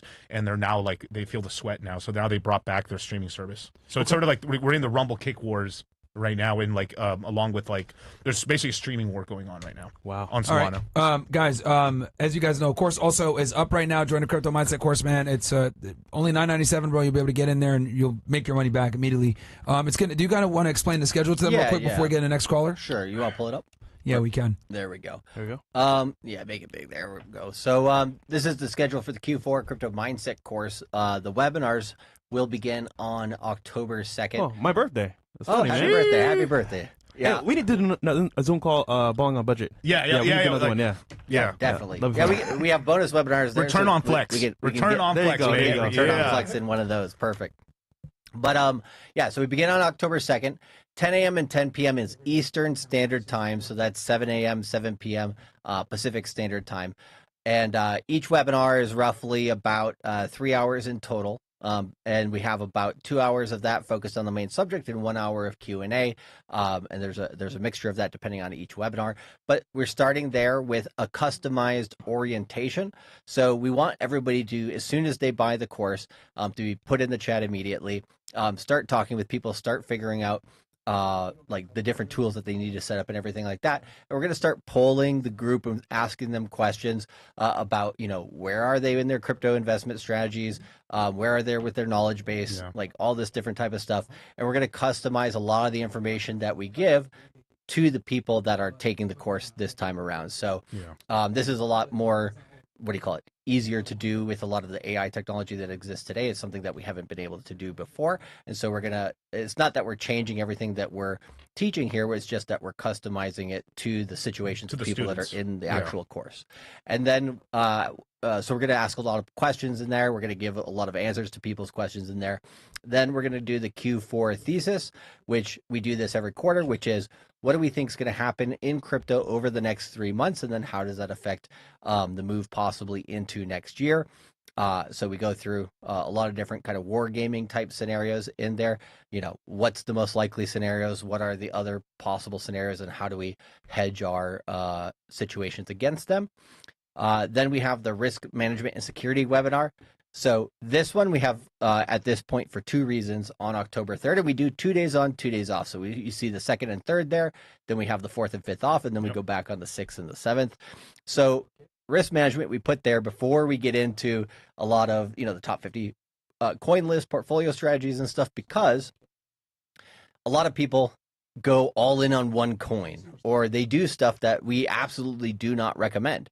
And then they get angry about it at some point in the future, right? Because they didn't take self-responsibility on the risk that they created for themselves. So we want to make sure that everybody watches this webinar before we get into like, hey, here's what coins are good and stuff like that. So they really understand that. Also, it's not very often, but every once in a while, somebody will make a mistake with their own security. We talk about, making sure you don't have one central point of failure, making sure all your money is not on a centralized exchange. You want your own wallets that you hold in self-custody of the coins yourself, right? So we're going to go over that security, kind of security 101 in crypto, and, make sure you do these best practices so that you don't get screwed. And, right? and just one thing on that security part is like, please do not use ledgers. Correct. We've just found that people have gotten, there's been a lot of hacks with people that have ledgers, and for the love of God, if anyone calls you or you try to calling people, support lines fake. Everything's fake. If someone emails you, tells you have to call this number, it's fake. There's no there is a real number, but it's no. You're not going to call. It's no. They're not going to be able to get your money back. There's just you're going to get scammed, or they like a lot of the ledger data. So people who are using ledger, some people have their house information, their names and stuff, logged into some of these websites. It all got leaked, and scammers know that information. They're also looking you on the dark web, and then from there, they call you saying, hey, we're from Ledger or we're from this organization here. You call them, you give them information, and then boom, they jack you and they steal all your money out of a bunch of wallets and stuff. So, and this is still happening today. So like I really recommend Trezor, of course, but we're gonna have safety. We're gonna have like that safety class is gonna be really, really important. But once you know how to do the safety, it's pretty simple. Yeah, I've seen the scam where they text you from Coinbase saying lies. Yeah. All lies. Any text, no, don't believe a text, an email, unless I literally just went to Coinbase and I deposited $30,000, or I just bought $100 of a coin, and you get an email and you're saying, hey, your purchase of $100. All right, cool, I just did that, right? But if you just get, hey, somebody withdrew $100,000 from your account, and you're like, dude, I don't got $100,000, it's fake, right? Or they play games, or they're like, whoa, someone just tried to withdraw $15,000 from Coinbase, and he's like, well, and then you're like, what the hell? Or someone just initiated a $15,000 purchase of a coin, let's say Solana, Bitcoin, Ethereum, and then never click an email link. Look, email links they're phishing. They're used for phishing. No one's gonna call you. Don't believe. If you like, I need MetaMask support. Fake. If literally there's algorithms and there's AI bots that if you type in MetaMask support, you'll get DM'd by like 30 accounts, all pretending to be like, hey, I'm from MetaMask. Let me help you. It's you're giving your money to a fucking Indian. Like, I'm serious. It's not even lie. Like, or some guy from Bangladesh and shit. Yeah. Like, it's just Asia, or Southeast Asia and stuff. Like, these are just you fucking scum of the earth scammers. This is it. It says your Coinbase withdrawal code is blah blah blah blah blah blah. Please do not share this code. It is not you. Please call us now for immediate action. Yeah, please call us. So when you call them, please call us. It's a scam, niggas. Coinbase is so notorious for terrible customer service, so they would never want you to call them. Okay, so let's knock out as many of these phone calls, guys, because we got a lot of people on the line still. Yeah. All right. Who's up next? All right, next 8653. You're up. 8653. All right, 8653. What's your name? Where are you calling in from? Yo, can y'all hear me? Yep. My name's Feek. I'm from Atlanta. I'm 18. Cool. All right, hit us with your question, bro. I've been in the crypto mindset course Q3. I was gonna ask Charlie Miguel, what are y'all targets for if y'all were to open, like, say, a fresh account? How many X's would you think you would get by the end of Q4? I know you said 3 X's for Q3. Yeah. Go ahead. Oh, sorry. So I'm just going to give AVAX as an example, because a lot of the times when you look at some of the top layer ones, they'll give you kind of a benchmark for where things can go. So if we look at Bitcoin, Ethereum, and AVAX, and Solana as like maybe 3 or 4 examples, right? So Bitcoin, could it be lower by the end of the year? Sure. Could it be higher? Sure. Right. But let's go with a scenario that we pump higher, because a lot of the data is basically telling us that with ETFs, rate cuts, and all sorts of stuff, right? Treasury companies, everything, right? So there's more money coming into crypto than there is supply, so price usually goes up. So the projections for this year, let's say we think about Bitcoin. So Bitcoin could get up to about $150,000 to $180,000. Could it go higher? Sure, but those are realistic targets. Then if Bitcoin hits those levels, Ethereum goes towards about $7,500 to $8,000. This is also the target for Standard Chartered Bank. That is top end, by the way. Within this year, right? Yeah, top end. And next year, we do think we're going to bleed into Q1, so I think we could actually go higher than those prices by the end of the bull market, but you're talking about within Q4. So that's kind of your benchmark, and then you want to base what you have for possibilities of other stuff, right? So Solana, I would say $420 to maybe $500 by the end of the year is something that could happen. Of course, none of these are guarantees. This is just possibilities.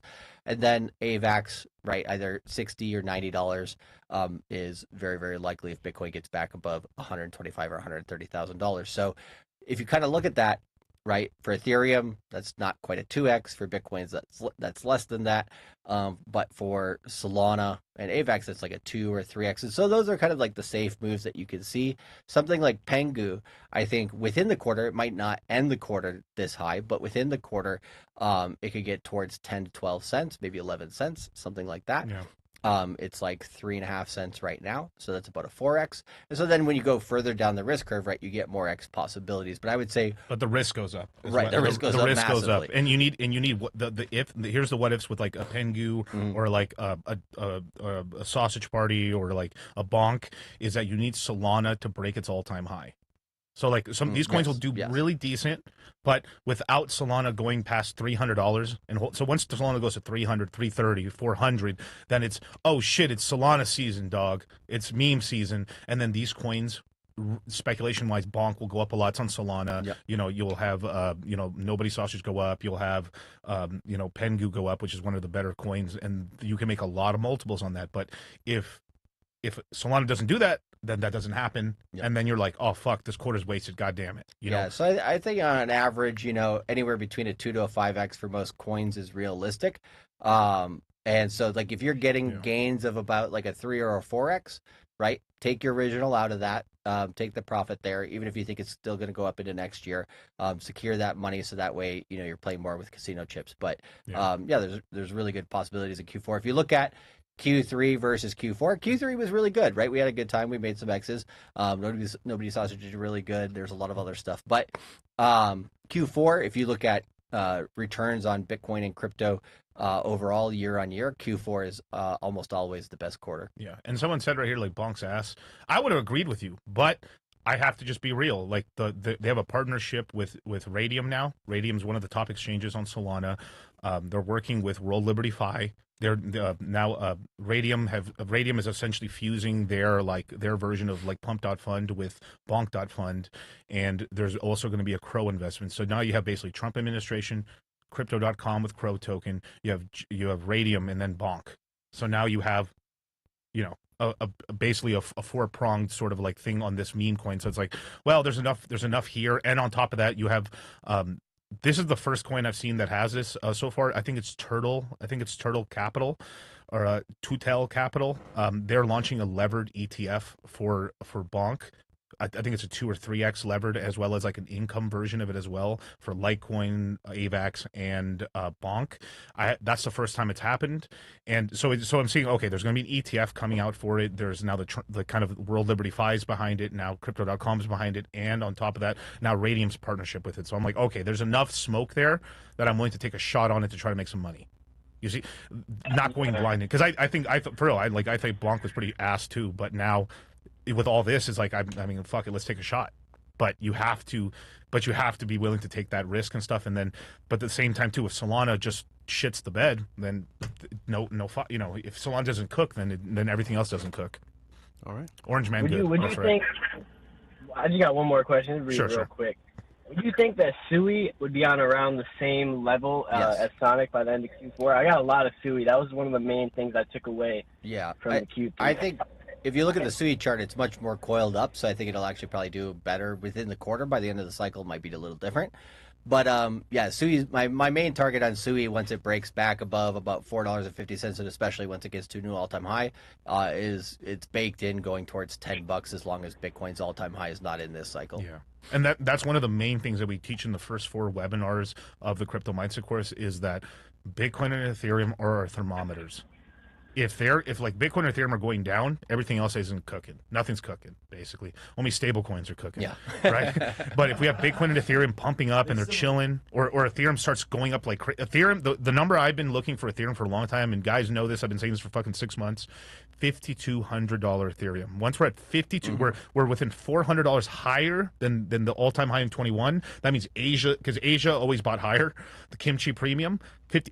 In America, we hit $4,800 on average. Most, Europe, Asia, and stuff like that. But out in like Korea, Japan, and some of these other, they paid up the nose, and then their all-time highs like in the low 5,000s. So once we're at $5,200 sustained, then you start having a lot of L1s and L2s running up, because Ethereum is like tied to liquidity pools and dexes to everything.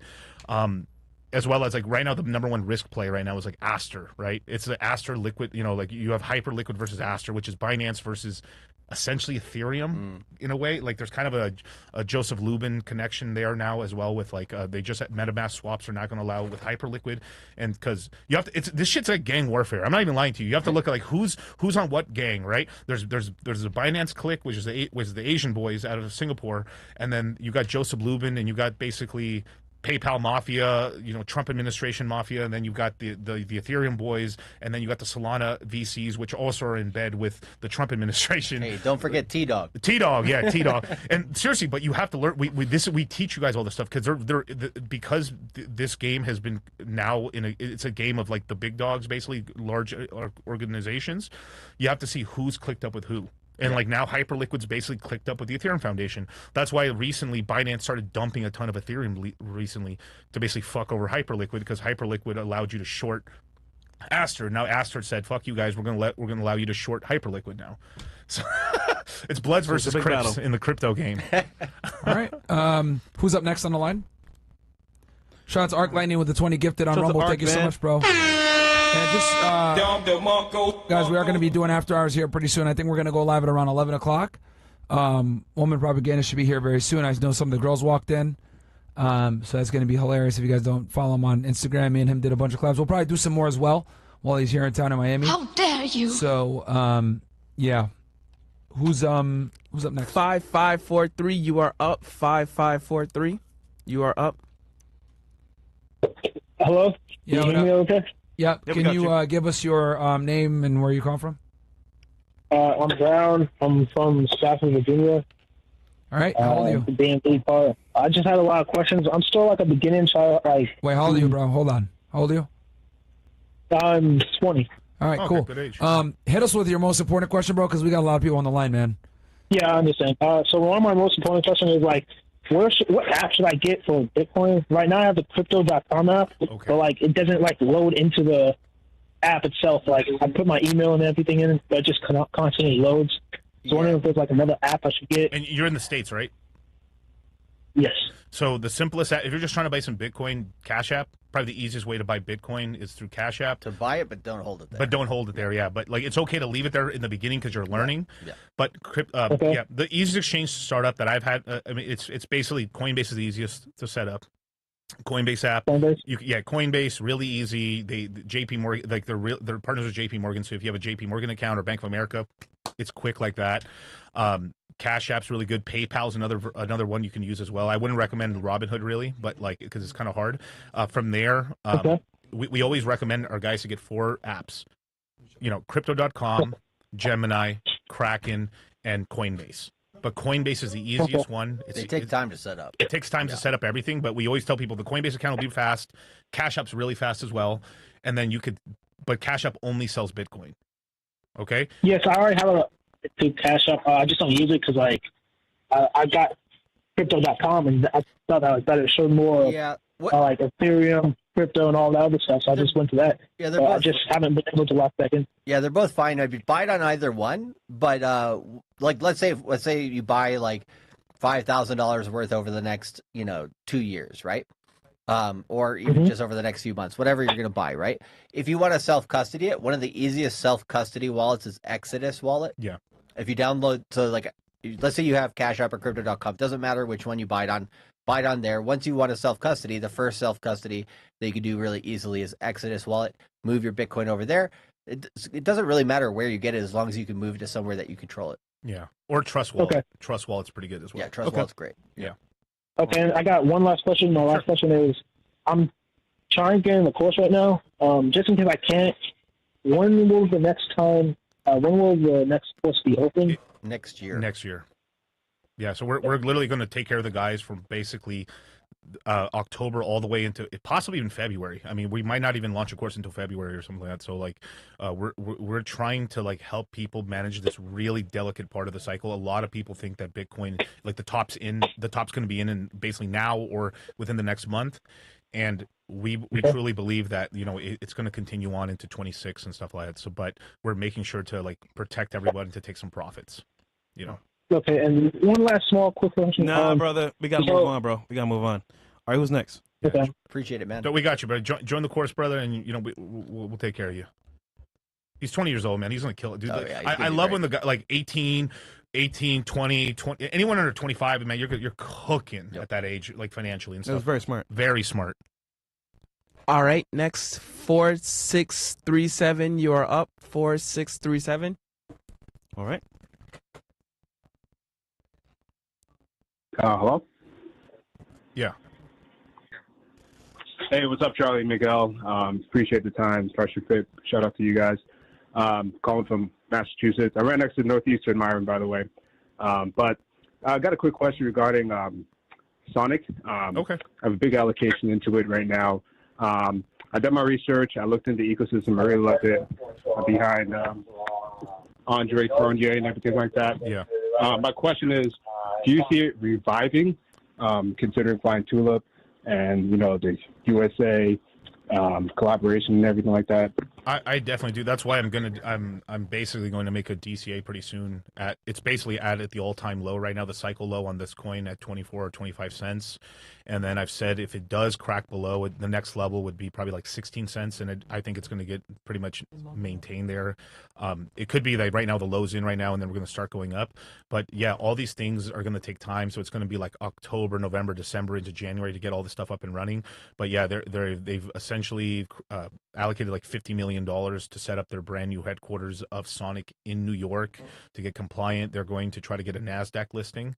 And with the new regulation on ETFs, it's very likely we might actually get a Sonic ETF before the end of 26. So there's a lot of bullish things. They've also raised a lot of money. I think they're raising another $40 million for Flying Tulip, which you have to have like $1 million to get in minimum, just FYI. But Flying Tulip is basically the third rate. So it's just like how we said, like there's kind of always three entities, always like kind of like Pump.Fund, Bonk.Fund, and then whatever Jupiter's doing. Nothing. But basically there's always kind of like three players, right? So we're going to have three players in the game. We have Hyperliquid, Aster, and Flying Tulip. These are going to be the three largest kind of perp dexes, like, and basically, which is basically, it's a decentralized exchange where you can long and short at like really fast speed and stuff like that. So Flying Tulip, from what I've heard, is basically helping a lot of the other competitors as well. So there's a lot of collaboration. I'm still trying to figure out, even myself, are they allying themselves more with Binance, because that's what I've been hearing. But at the same time too, I know that the Sonic organization is really highly tied to the Ethereum Foundation and GitLab. So like, why wouldn't they help out Hyperliquid as well? So it's like so I think it's really good. I think when it launches, you could bring in like $1 billion of TVL over to Sonic, but they're going to launch on multiple blockchains. So Flying Tulip is going to launch on Solana, I believe, and then from there it could possibly maybe even go into AVAX. And I don't think Base Protocol, because they're competitors, but I think they're going to launch on multiple places, Arbitrum possibly. And there's just going to be this big game to basically set up these kind of decentralized perp dexes, pretty much. So we're going to see. We're going to enter. Right now it's kind of it's Binance versus kind of Ethereum OGs, and we're going to get like Flying Tulip jumping in. But like, I personally wish that Flying Tulip launched earlier. Like, it would have been nice if it launched before Aster, basically. But right now, if you look on Twitter and stuff, Aster's a fucking piece of shit that doesn't work because the Hyperliquid guys say so. But like, it's performing really, really well. But then the Hyperliquid guys are saying that Aster's dog shit because it's been around for 2 years, and then it just rebranded and just because CZ pumped it and stuff. I mean, it's so funny to watch everyone cope and stuff because like now Hyperliquid isn't pumping anymore, and Arthur Hayes just sold his entire supply. So like, it's straight up warfare right now. And the thing is, I don't doubt CZ. CZ is the crime lord. He is one of the most powerful people in crypto, and you don't fade CZ, man. Now he's off probation. 4 more months, baby. 4 more months. All right. So I'm still bullish on Sonic, but like, I like have my bags packed. I'm just making my final DCAs, and I'm just willing to take the risk, basically. So like, I'm buying here at 24 cents, 25 cents, and I'll buy, if it goes lower, I'll buy one more time. That's it. I'm not putting no more capital. Yes. Got it. Awesome. Yeah. Appreciate it, guys. No problem, brother. All right. Yep. Who's up next? Yeah, shout out to Tom Lee. Next up, we have 6836. You're up. 6836. You are up. My name is Misha. I'm from Idaho. And my question is to Charlie. Do you still think that Bitcoin's going to hit $200,000 at the end of the year? Woo, GG, baby! And then how can you tell when something's going to completely dump and something's just going to hit their all-time low, like, for instance, Sonic?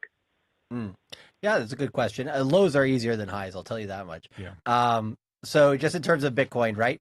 So the background with my bet with GG is that last year, it was June of 23, he was on our podcast in Vegas. Both me and Miguel were chilling with him. He's a good guy. And what do you call it? He was saying Bitcoin's never going to hit 100,000. The banks won't let it. There's no way possible. And I was like, just sit back, wait. Like, okay. You want to bet on that, sir? And he said, hell yeah, let's bet on it. What do you want to bet? I said, I got the videos too. We got the videos. We got the videos. 20K. Okay, great. And what he was betting was Bitcoin wouldn't hit $100,000. I said, by November of 2025, which is in a month and a half, and it hit that in December of 24, so about a year, almost a full year early. And Gigi, man of his word, we were at dinner with Myron and Miguel, me, everybody, everybody. What was that guy's name? The UFC fighter. Oh, Jake Shields was there. Yeah, we were having a good time. It was in Vegas, right? And Gigi was like, "Hey, good job on the bet. Here you go." So he paid me that, and he said, "But would you like to double down?" And this was about, this is he parlayed you, dude. Right? He parlayed me. He did get the 20,000 in cash. Though. He did get the 20,000. No, absolutely. I had him send it to me in Ethereum. Yeah. But what do you call it? Excuse me. Sorry, I have a cold right now, so I'm trying to get over that. But anyways, so he said, okay, he's trying to put it in his favor. We'd had a few beers and stuff, and like, okay, Gigi, what parameters do you want? I said, my only parameter is whatever I'm going to bet is going to be by the end of 2025, December 31st. I get the whole calendar year. I ain't doing like November, some bullshit like that, right? And he said, same bet, 20K. That Bitcoin won't hit 200, or I said, I wanted to do 180, but he wanted to do 200, and then he upped it at some point to 205. I'm like, all right, we'll stop there. I was like, is it possible? Sure. Do I actually think Bitcoin's going to hit 205,000 within this year? Personally, I actually think I'm probably going to lose the bet. So, shout out to GG. I'll pay you the 20K January 1st. It's all good.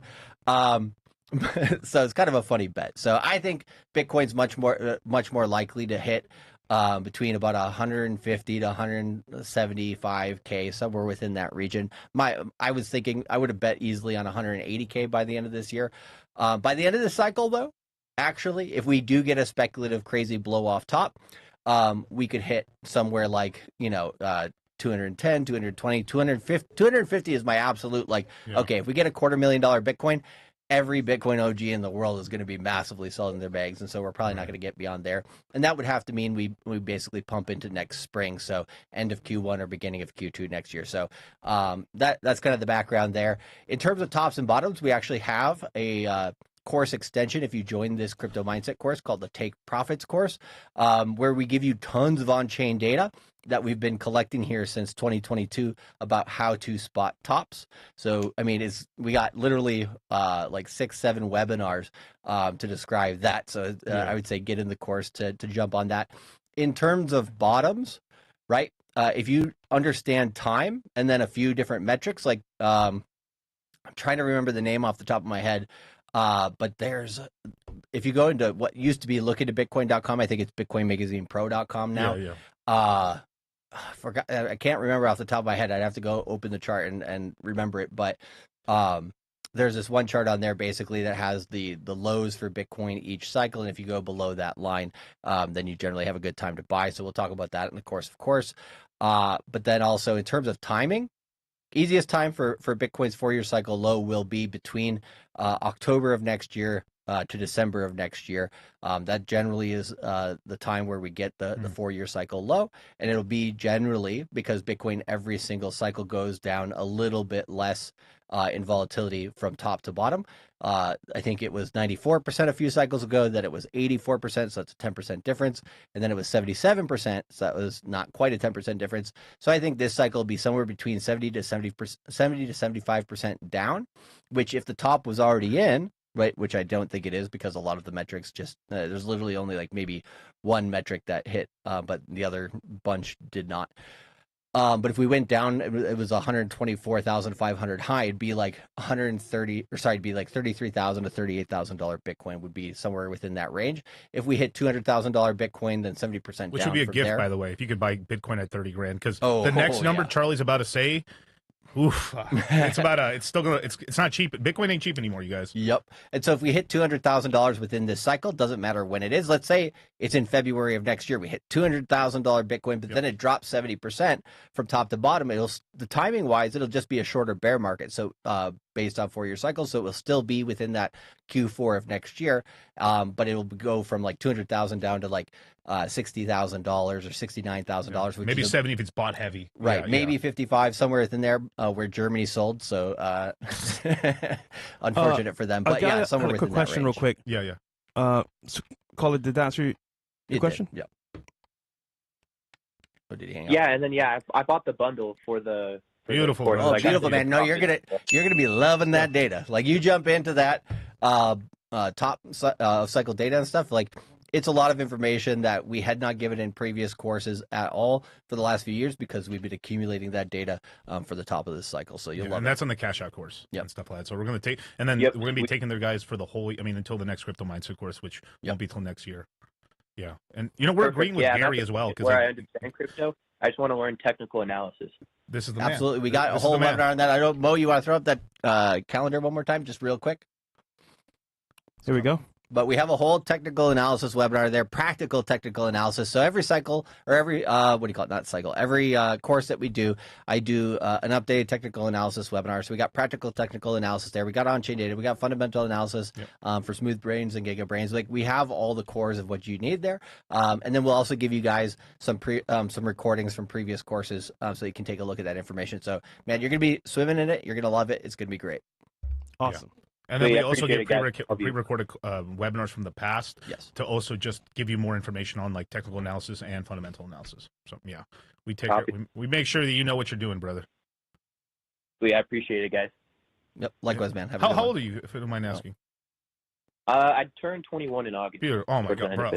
It's good stuff. You're man. gonna have you're gonna be cooking 21, in 30s. I was working at Chick-fil-A, struggling, bro. $7 an hour. That's crazy. Good stuff, bro. All right. I appreciate it, guys. No worries. We'll do some more chats here and then close up because we do have to get the show running for after hours. Yep. But let's see here. What's the next one? You know, our Pedra 83 says, which is better to get, your quarter 4 course or a year in your Telegram paid chat? Ooh. So if you are brand new to crypto, obviously the course, 100%. Now, if you have a portfolio already and it's already large already, I think you take the bundle basically just because you'd be able to navigate taking profits and then basically reallocating again on the next dip, whether it's in January or maybe it's middle of November. But the Telegram group is like we have guys that just get into everything basically. Yeah. And I couldn't imagine just about in here. $9.97. Yeah. Base price. Yep. Correct. 24/7 chat. Another price. Yes. But the gains long term over just the quarter itself are way more than what you spend. Oh yeah. So it's a no-brainer for me. No, and then it speeds run you to the point where like you know what you're doing, you know how to open exchanges, you know how to move your money in crypto, and you know you really one thing that we get we get this all the time is that people take the course one time and then they're like, oh bro, I listen to the other shows and they're like I can tell they're lying to me. Yep. They're totally, they don't know what the fuck they're talking about.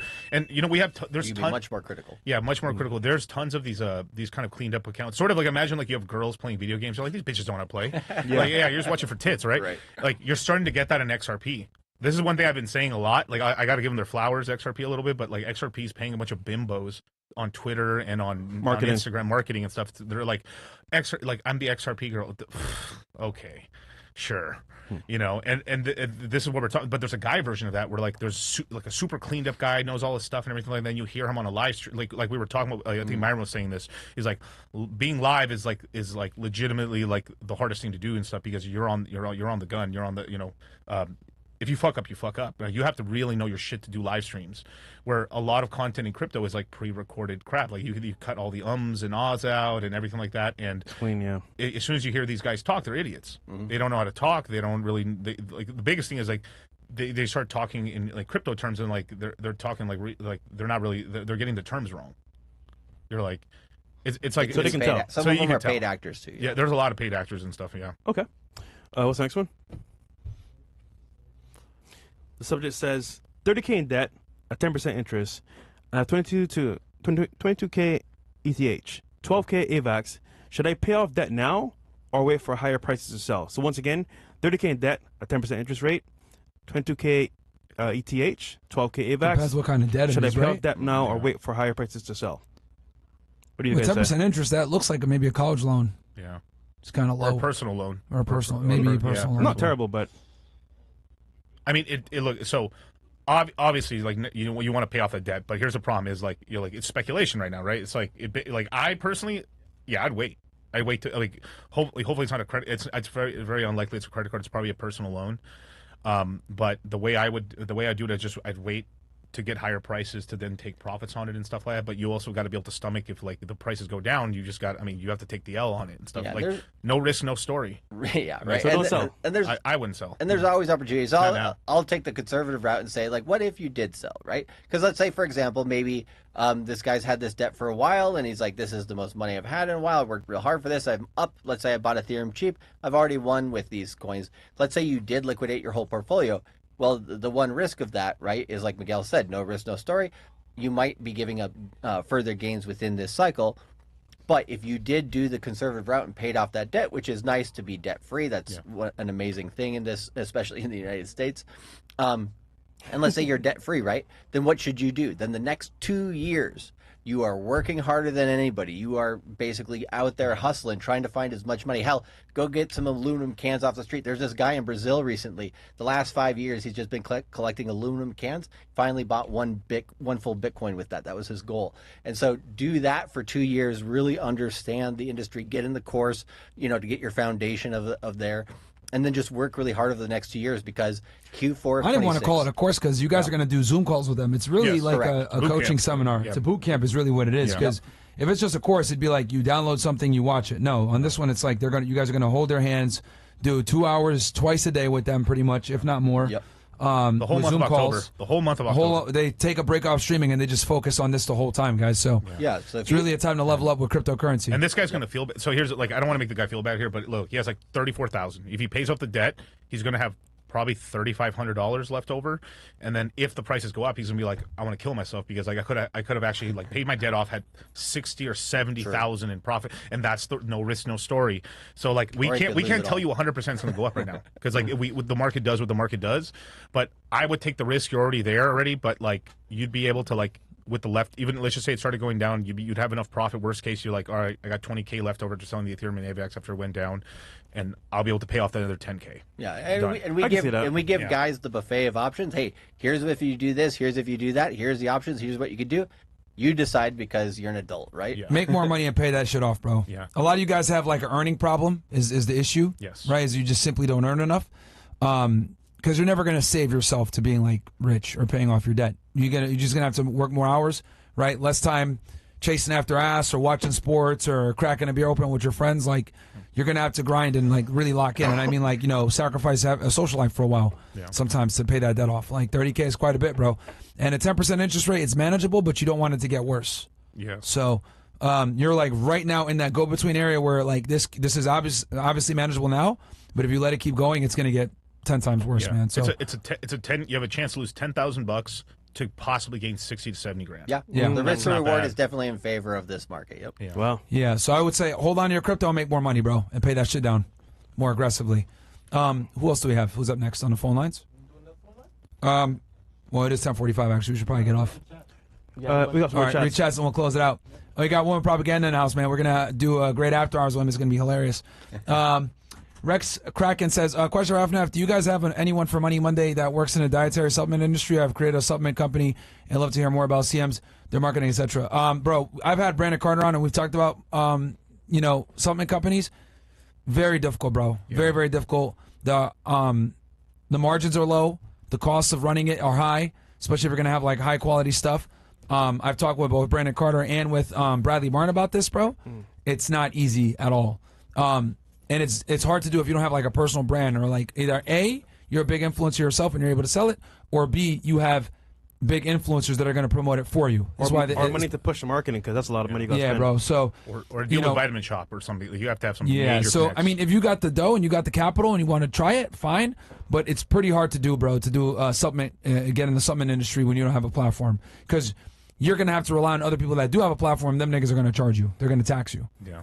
They're going to want a lot of money to promote your stuff. Yeah, listen to Brandon Carter, man. He knows. He definitely knows he's been around a long time. The margins are very difficult. That's why most people I know that get into the supplement industry, they don't last long. So go ahead. I know. If you search Brandon Carter supplement industry, I think we talked about it before with him in one of our earlier interviews. I'm sure he brought it up. Yeah. Yeah. Who's up next? But yeah, I just know from talking to a couple guys, it's difficult, bro. I'm buying a Q4 CMC. Very excited. I'm getting my refund check from my school October 10th, 3K. Now, how much do you guys see me having at the end of CMC if all correctly? It depends on what you're gonna do, bro. But everyone, most people profit. Yeah, staggering majority make money. Yeah, we mentioned it before. Like if you're taking some of the simple shots and Bitcoin gets above $125,000 or $130,000, I think you could 2x that for sure. You can get that to 6,000. Pretty much, if they show up to every call, everybody's profitable. Yeah. If they show up to every call. If they show up to every call, actually do what we say. Don't go all in on one coin. Like actually listen to the best practices. Absolutely. Yeah. Like I was saying. Stupid proof. Yeah, I was saying on Friday.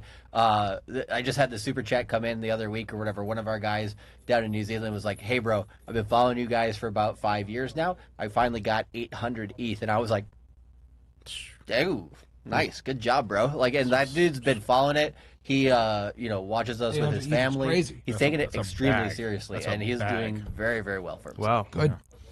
All right. What else? And they give advice, guys, from a beginner all the way to advanced. There's no way you're not going to make money if you go to every class and listen to what they say, bro.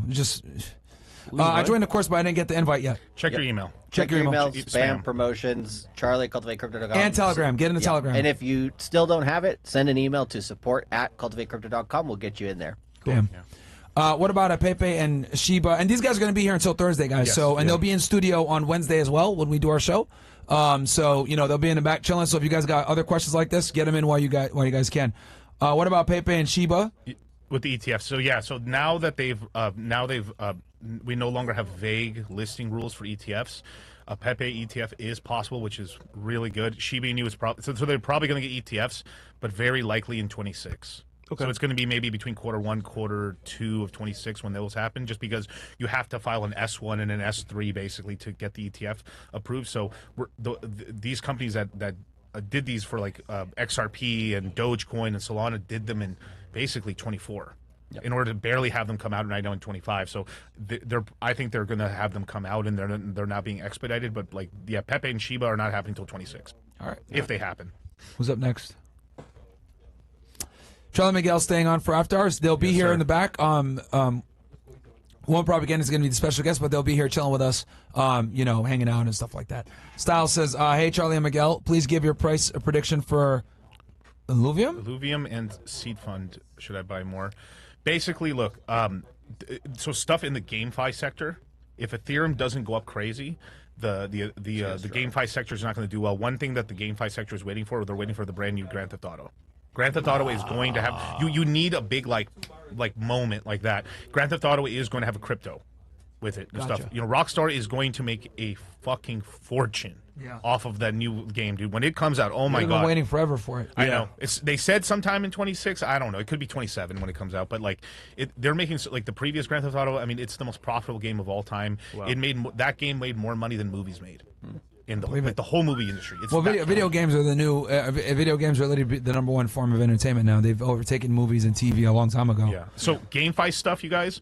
You can have some definitely, but it is the highest. It's pretty much the highest risk next to buying like vaporware NFTs. Yeah, I was gonna say it's kind of killed. It's died off quite a lot compared to similar to NFTs. There's no hype right now. Yeah, it's because it's a retail focused industry, right? Yeah. It's not a Wall Street focus, and money's coming in through Wall Street this cycle. Yeah. So focus on the quality.